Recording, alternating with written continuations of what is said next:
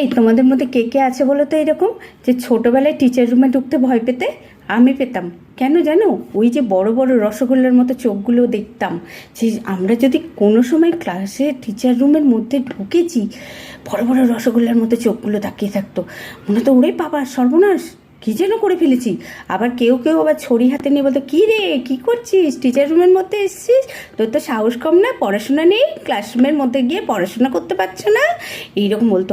আর রাত্রিবেলা মনে হতো ওই যে সেই বড় বড় চোখগুলো দিয়ে দিদিমণিরা তাকিয়ে থাকতো, সেই চোখগুলো দিয়ে যেন মনে হচ্ছে এক্ষুনি কিছু একটা করে ফেলবে।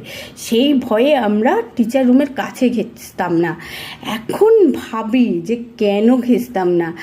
আসলে ভয়টা আমাদের ছিল না, ভয়টা ছিল টিচারদের। তাদের সব পিএনপিসিগুলো আমরা শুনে ফেলবো না, শুনে ফেলে সবাইকে যদি জানিয়ে দিই, ওই জন্য তাদের টিচার রুমের পাশে ধারের কাছে আমাদের মতো স্টুডেন্টদের ঢুকতে দিত না।